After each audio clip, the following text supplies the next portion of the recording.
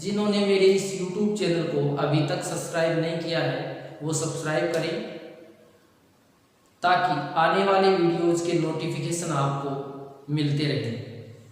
ज़्यादा से ज़्यादा इसको अपने दोस्तों में शेयर करें, ताकि हर विद्यार्थी को इससे फ़ायदा मिल सके।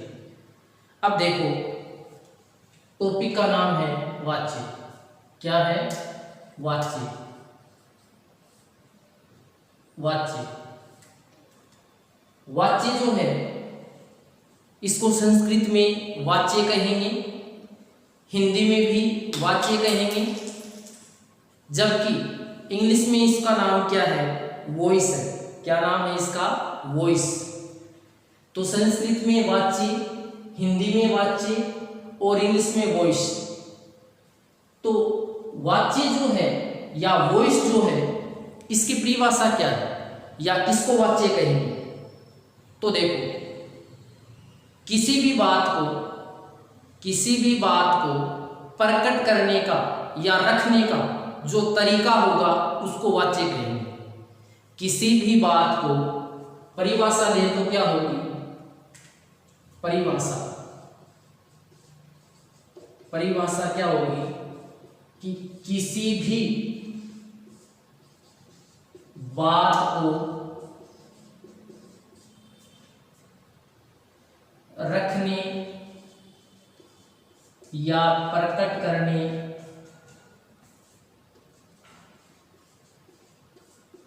का तरीका वाच्य कहलाता है।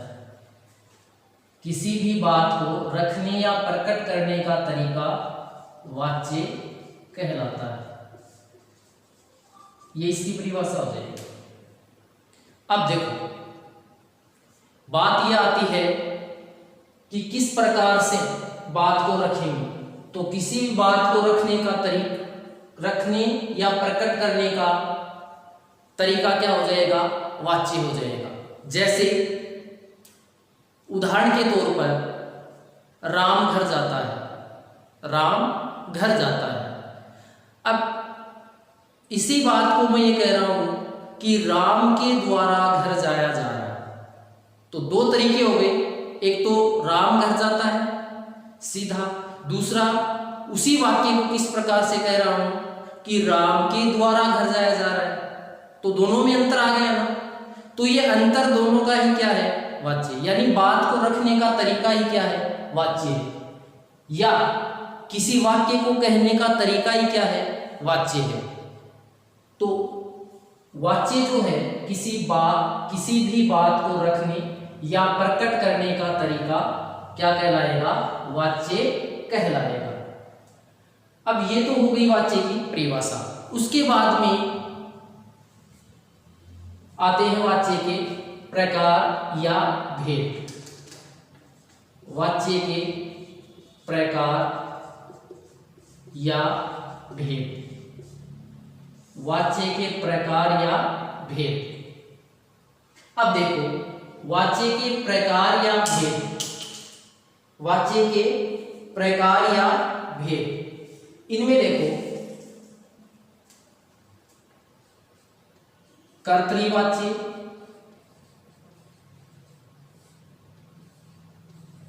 कर्मवाच्य,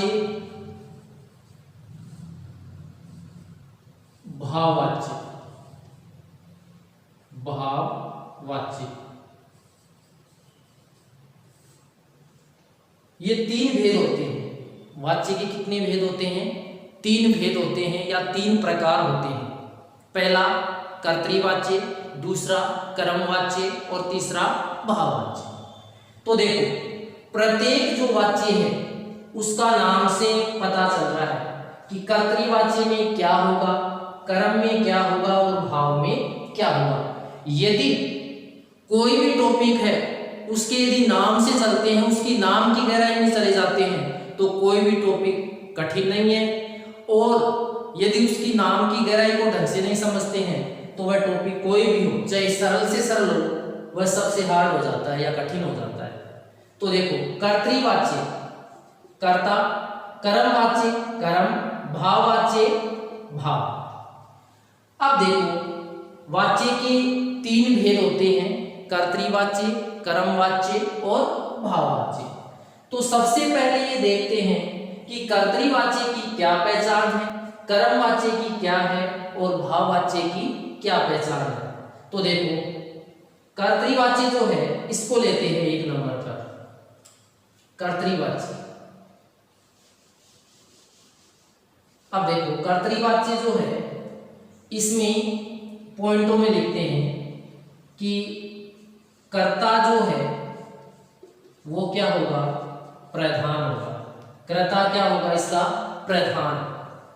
नाम से ही लग रहा है कर्तृ यानी कर्ता, कर्तृ कर्ता।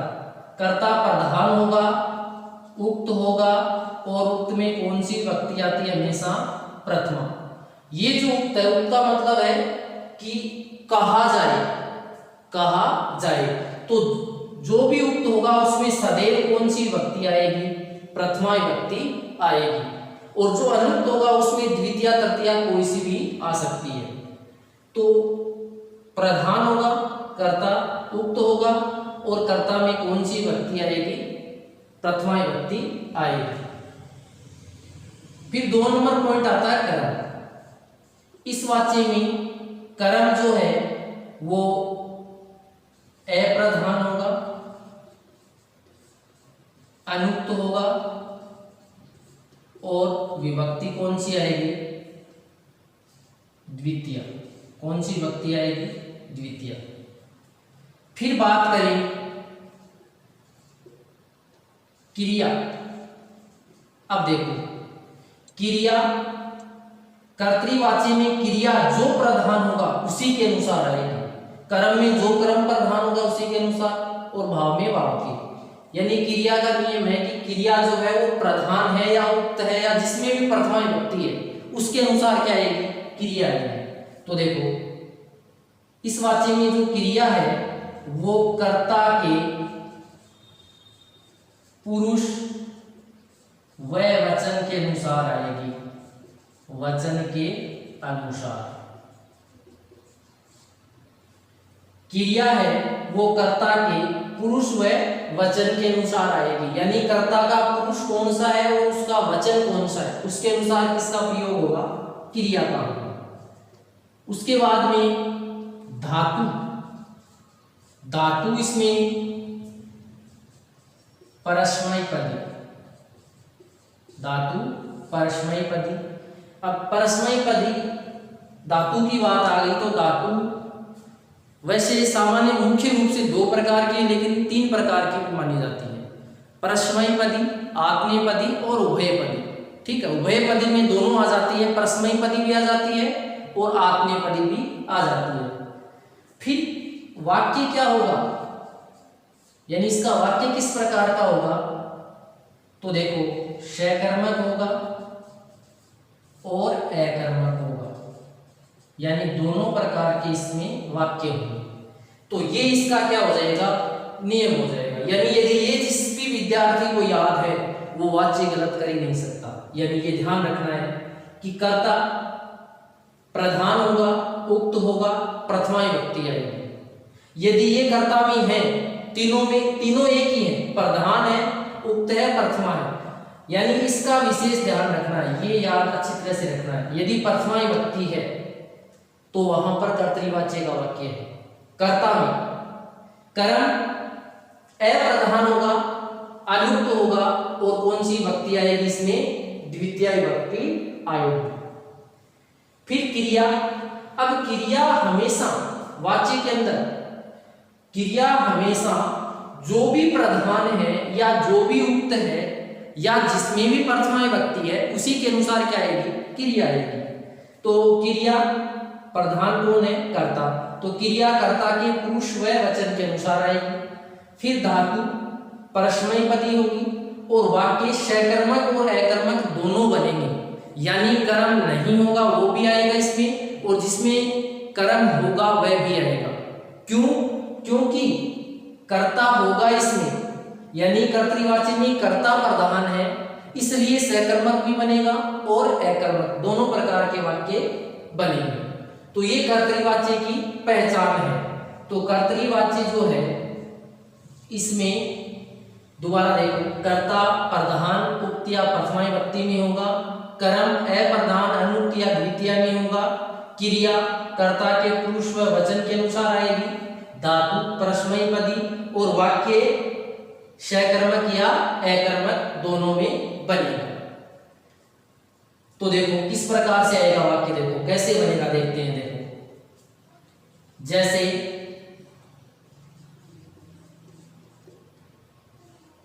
राम है पुस्तकम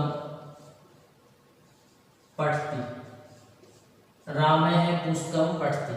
अब देखो ध्यान से देखना इस वाक्य को, यदि ये समझ में आ गया तो ये मान लो कि वाच्य कर्तृवाच्य में आराम से समझ में आ जाएगा। तो देखो ये नियम लगाते हैं, यदि ये लग रहे हैं इसका मतलब ये उदाहरण है, ये इस वाच्य का है कर्तरी का, यदि नहीं लग रहा है तो नहीं। तो देखो राम है ये क्या है, कर्ता, कर्ता है, फिर पुस्तकम ये क्या है, कर्म है, और फिर पठती ये क्या है, क्रिया है।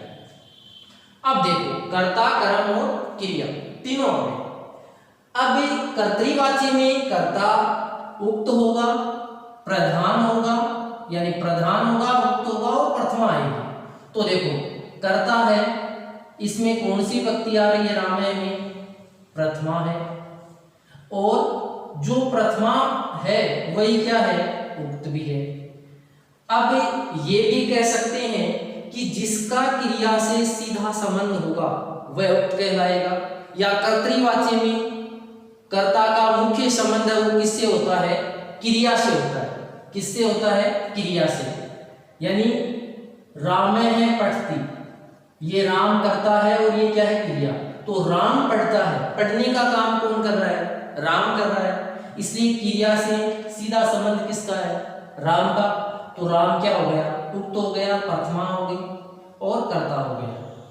उसके बाद में क्या, दूसरी बात ये भी है कि जहां पर क्या का भाव अच्छी तरह से निकल जाए वहां कर्तृवाच्य का ही वाक्य है। राम क्या पढ़ता है, राम पुस्तक पढ़ता है, ठीक है, तो क्या का अर्थ निकल रहा है, तो कर्तृवाच्य का वाक्य है। अब देखो पुस्तकम कर्म हो गया, पठती क्रिया हो गई। अब कर्म किस प्रकार का होना चाहिए, अप्रधान अनुक्त और द्वितीय विभक्ति। तो देखो पुस्तकम का क्रिया से संबंध है क्या, नहीं है, क्योंकि क्रिया से संबंध किसका है, राम का, कि राम पढ़ता है। पुस्तक, राम पुस्तक पढ़ता है, ठीक है, तो पुस्तक का संबंध तो किससे है, राम से ही है, यानी क्रिया से नहीं है। तो जब क्रिया से नहीं होगा, क्रिया से नहीं होगा कर्म का, तो वह क्या हो गया, अप्रधान, यानी जिसका क्रिया से संबंध होगा वही क्या होगा, प्रधान होगा, वही उक्त होगा, उसी में प्रथमा विभक्ति आएगी। तीनों एक ही बात है। अब देखो ये अप्रधान हो गया और इसमें कौन सी आ गई, द्वितीय विभक्ति आ गई, ये कर्म हो गया। उसके बाद क्रिया, क्रिया जो है पढ़ना, ये किसमें है, परस्मैपदी धातु में है, यानी सामान्य जो धातु है वो किसमें आ रही है, परस्मैपदी में आ रही है। फिर वाक्य सकर्मक या अकर्मक, तो यहाँ पर किस प्रकार का कर्म है, सकर्मक का मतलब जिसमें कर्म हो, तो यहाँ पर कर्म है इसलिए क्या हो गया, सकर्मक हो गया। तो ये सभी बातें इसमें लग रही हैं कि कर्ता प्रधान है, उक्त है, प्रथमा विभक्ति है, कर्म अप्रधान है, अनुक्त है, द्वितीय विभक्ति है, क्रिया कर्ता के पुरुष। अब देखो क्रिया को देखो, कर्ता कौन है, राम, कर्ता के पुरुष और वचन के अनुसार। तो देखो पुरुष की जब बात करें तो जो संज्ञा शब्द हैं, संज्ञा शब्द हैं उनमें प्रथम पुरुष ही होता है। कौन सा पुरुष होगा, प्रथम पुरुष होगा, ये ध्यान रखना है। यानी संज्ञा शब्दों में पुरुष कौन सा होगा, प्रथम पुरुष ही होगा, ठीक है। सर्वनाम में अलग अलग पुरुष हो जाएंगे, सर्वनाम में अलग अलग पुरुष होंगे, जबकि संज्ञा कोई भी शब्द होगा उसमें कौन सा पुरुष होगा, प्रथम पुरुष ही होगा। तो राम है प्रथम पुरुष है, ठीक है, और एक वचन है। तो इधर भी देखो क्रिया कर्ता के पुरुष व वचन के अनुसार प्रथम पुरुष एक वचन, तो इधर क्रिया भी देखो, पठती, पठते, पठन्ति। अब ये प्रथम पुरुष में है, ठीक है, और ये एक वचन है, तो क्रिया भी किस में आ गई, प्रथम पुरुष एक वचन में, यानी राम भी प्रथम पुरुष एक वचन है, तो क्रिया भी प्रथम पुरुष एक वचन में है। यानी जब कर्ता है उसको प्रधानता में लेंगे तो विभक्ति में यदि इसको लेंगे, देखो दो बातें ध्यान रखनी है, तो विभक्ति और एक पुरुष व या वचन, पुरुष व वचन। तो जब विभक्ति की बात करेंगे, विभक्ति की बात करेंगे तो ये कब देखेंगे, कर्ता या कर्म में देखेंगे, और जब क्रिया की बात करेंगे तो पुरुष और वचन देखेंगे, उसी में पुरुष और वचन देखेंगे। तो क्रिया है वो कर्ता की क्या है, आ रही है, पुरुष और वचन के अनुसार आ रही है। इसमें दो बातें हो गई, विभक्ति तो प्रथमा, और इसी में पुरुष कौन सा होगा, प्रथम पुरुष एक वचन। ये दो बातें देखनी पड़ेगी कर्ता में या कर्म, कर्मवाच्य में कर्म में, कर्तृवाच्य में कर्ता में। तो विभक्ति किसके लिए, वाक्य की पहचान के लिए कर्ता में कौन सी है, फिर क्रिया के लिए पुरुष और वचन की जरूरत पड़ेगी। तो राम है पुस्तकम पढ़ती, इस वाक्य से ये सिद्ध हो रहा है कि किसका है, कर्तृवाच्य का उदाहरण है। अब देखो आगे देखते हैं, अगला उदाहरण देखें, तो देखो अगले उदाहरण में अकर्मक का लेते हैं, किसका लेते हैं, अकर्मक का, अकर्मक का उदाहरण लें। रामे है लिखती, रामे है लिखती। अब देखो यहां पर राम है, ये प्रथमा विभक्ति में है, उक्त है, प्रधान है, ठीक है, यानी प्रथमा विभक्ति है, उक्त है, प्रधान है। लिखती ये क्रिया है, कर्म है नहीं, कर्म है नहीं है। अब कर्म नहीं है तो मतलब किस प्रकार का हो गया वाक्य, कर्म यदि नहीं है तो वाक्य कैसा हो गया, कर्म यदि नहीं है तो वाक्य अकर्मक हो गया, ठीक है, किस प्रकार का हो गया, अकर्मक, यानी अकर्मक सकर्मक, स यानी सहित, अकर्मक यानी यानी नहीं, यानी इसमें कर्म नहीं है तो ये अकर्मक का उदाहरण हो गया। अब देखो बात वही है कि कर्ता प्रथमा में है, कर्म है नहीं, और क्रिया कर्ता के पुरुष और वचन के अनुसार। अब देखें पुरुष, तो लिखती जो है इसका भी प्रथम पुरुष एक वचन है, कौन सा पुरुष है, प्रथम पुरुष एक वचन है, तो इधर लिखती जो क्रिया इसका भी प्रथम पुरुष एक वचन है, प्रथम पुरुष एक वचन है, और यहां भी कौन सा पुरुष है, प्रथम पुरुष एक वचन है। तो क्रिया है वो सदैव किसके अनुसार आएगी, कर्ता के पुरुष व वचन के अनुसार आएगी। धातु वही कौन सी है, परस्मैपदी है, तो ये अकर्मक हो गया। इसी प्रकार से स है गृहम गच्छति, ये उदाहरण हो गए। बालिका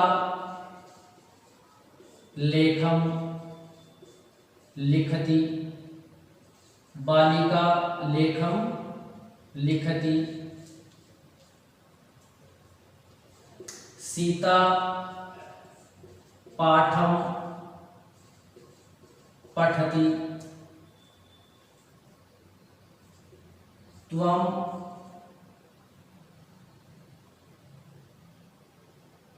कार्यं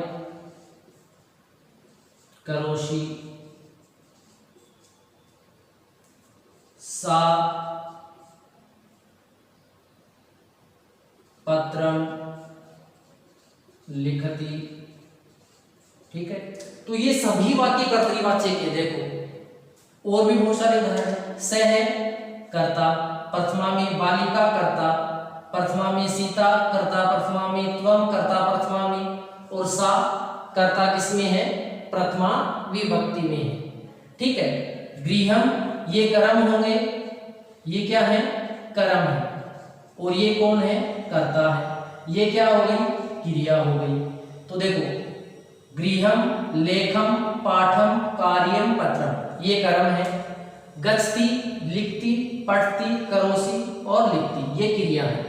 तो कर्ता प्रथमा में है, अनुक्त है, कर्म द्वितीया में है, कर्ता प्रथमा में है, उक्त है, और कर्म द्वितीया में है, अनुक्त है, तथा क्रिया कर्ता के पुरुष और वचन के अनुसार आ रही है, इसलिए कर्तृवाच्य का है। इसी प्रकार से बालिका लेखम लिखती ये भी कर्तृवाच्य का है। सीता पाठम पठती ये भी कर्तरी का है। त्वम कार्यम करोषि ये भी कर्तृवाच्य का है। सा पत्रम लिखती ये भी किस वाच्य में है, कर्तृवाच्य का ही है।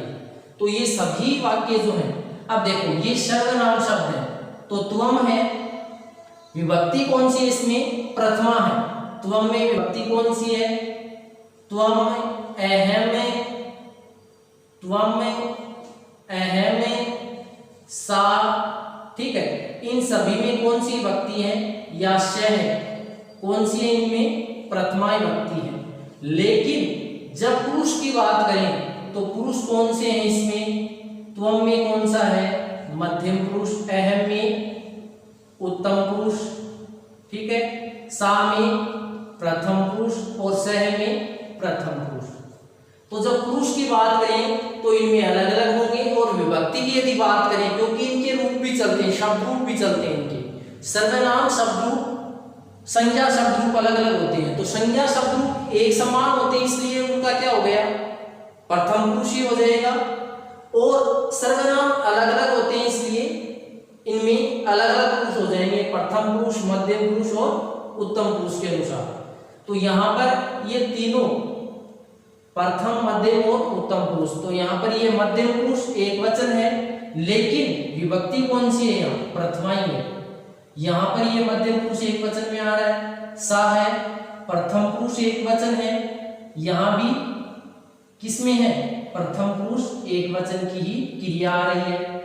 ठीक है, इधर सीता ये संज्ञा शब्द आ गया, तो संज्ञा में प्रथम पुरुष एक वचन, बालिका संज्ञा है तो संज्ञा में प्रथम पुरुष एक वचन, तो क्रिया में प्रथम पुरुष एक वचन। श है, ठीक है, प्रथम पुरुष एक वचन, तो गस्ती में भी प्रथम पुरुष एक वचन। तो इस प्रकार से इन सभी में कर्तृवाच्य होगा, अर्थात ये सभी कर्तृवाच्य के उदाहरण होंगे। ध्यान ये रखना है कि कर्ता प्रथमा विभक्ति में होगा सदैव कर्तृवाच्य में, और कर्म द्वितीया में होगा, और क्रिया कर्ता के पुरुष व वचन के अनुसार आएगी। और यदि वाक्य देखें तो देखो, और वाक्य देखें तो देखो, सह पत्रम लिखति, गणेश है, गृहम गच्छति,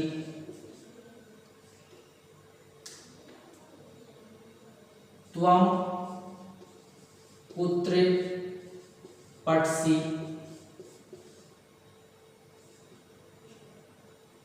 अहम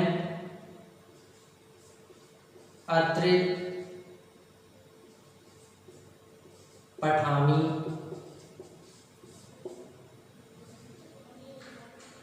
अहम अत्र पठामि, ते पुस्तकं पठन्ति। अब देखो, सह पत्रम लिखती, तो सह प्रथम पुरुष। अब देखो इसमें पुरुष कौन सा होगा, प्रथम पुरुष एक वचन, विभक्ति भी कौन सी है, प्रथमा विभक्ति। ठीक है, पत्रम ये कर्म हो गया, तो इसमें द्वितीया, द्वितीया ये क्रिया हो गई, क्या हो गई, क्रिया हो गई। इसी प्रकार गणेश है, प्रथमा विभक्ति है, कौन सी है, प्रथमा। गृहम द्वितीया, गस्ती क्रिया, ये किसके अनुसार? गणेशय के अनुसार। त्वम पुत्र पठसि। अब देखो यहाँ पर पुत्र कर्म नहीं है, ये ध्यान रखना है विशेष। पुत्र क्या नहीं है? कर्म नहीं है, ठीक है ना, क्योंकि रीट वगैरह के एग्जाम इसी प्रकार से लेते हैं। त्वम पुत्र पठसि यानी सीधा सा लगाते हैं कि ये कर्ता हो गया, ये कर्म हो गया और ये क्रिया हो गई। नहीं, ये क्या है? अव्यय शब्द है। क्या है? अव्यय। क्या है? अव्यय। और अव्यय इससे पहले ही टॉपिक पढ़ा था और उसमें बताया था कि अव्यय ऐसे शब्द होते हैं जिनमें कोई परिवर्तन नहीं होता है, जो लिंग विभक्ति वचन कारक हमेशा समान रहते हैं। तो अत्र जो है, तत्र है, पुत्र है, यथा है, तथा है, अपि है, एव है, इव है, इथम है, यानी ये सभी इस प्रकार से और बहुत सारे अव्यय हैं। तो ये सभी अव्यय हैं, इनमें कोई चेंज नहीं होगा, वाक्य कैसे भी आए चाहिए। तो ये तो हो गया अव्यय, और ये हो गया कर्ता, और ये हो गई क्रिया, ठीक है। तो कर्ता और क्रिया दो ही है, ये कर्म नहीं है, ध्यान रखना, ये कर्म नहीं है, ठीक है, कर्म नहीं है, ये अव्यय शब्द है। तो इसमें कोई चेंज नहीं होता। जब कर्म वाच्य में परिवर्तन करेंगे, वाच्य परिवर्तन, तब इसका कोई चेंज नहीं होगा। अहम अत्र पठामि, यहाँ भी अत्र क्या है? अव्यय है। तो अव्यय पढ़ा था टॉपिक, उसमें बताया था कि अव्यय ऐसे शब्द हैं जिनमें विभक्ति लिंग वचन आदि का कोई प्रभाव नहीं पड़ता है, अर्थात वे सदैव एक जैसे रहते हैं, उनमें कोई परिवर्तन नहीं होता है। फिर आगे देखो, ते पुस्तकम पठन्ति। अब देखो इस वाक्य में ते बहुवचन में है, से तो ते, पुस्तकम पठन्ति। अब इसमें विभक्ति तो हो गई प्रथमा, लेकिन इसमें पुरुष की बात करें तो प्रथम पुरुष एक वचन हो गया। कौन सा वचन? एक वचन हो गया। तो क्रिया भी यहां पर चेंज हो गई कर्ता के पुरुष और वचन के अनुसार। इसमें प्रथम पुरुष बहुवचन है, तो इसमें भी क्या हो गया? प्रथम पुरुष बहुवचन, और यहां भी क्या हो गया? प्रथम पुरुष बहुवचन हो गया। यानी स है तो ते, तो ते तीसरा रूप है। इधर पठति, पठते, पठन्ति, तो यहां भी ये तीसरा रूप है, ठीक है। तो कहने का मतलब कर्ता के अनुसार क्रिया आएगी। ये बहुवचन में है तो ये भी बहुवचन में, ये द्विवचन में है तो ये भी द्विवचन में, और ये एक वचन में है तो ये भी एक वचन में। अर्थात कर्ता एक वचन में है तो क्रिया भी एक वचन में, कर्ता द्विवचन में है तो क्रिया भी द्विवचन में, और कर्ता बहुवचन में है तो क्रिया भी किस में आएगी? बहुवचन में आएगी। इसी प्रकार से कर्म है, कर्म ते पुस्तकम पठन्ति, ये कर्ता, ये कर्म और ये क्रिया। तो कर्म है वो द्वितीया में है, तो ते पुस्तकम, वे सब पुस्तक पढ़ते हैं, मैं यहाँ पढ़ता हूँ, तुम कहाँ पढ़ रहे हो? गणेश घर जाता है और वह पत्र लिखता है। तो ये सभी कर्तरीवाच्य के उदाहरण हैं। इन सभी में कौन सा वाच्य है? कर्तरीवाच्य है। अब देखो एक बार दोबारा देखो कि कर्तरीवाच्य में 3 बातें अंगुलियों पे याद रखनी है। कर्ता प्रथमा में होगा, कर्म द्वितीय विभक्ति में होगा, और क्रिया कर्ता के पुरुष और वचन के अनुसार आएगी। वाक्य सकर्मक या अकर्मक दोनों होंगी। तो वहां कौन सा वाच्य होगा? कर्तरीवाच्य होगा।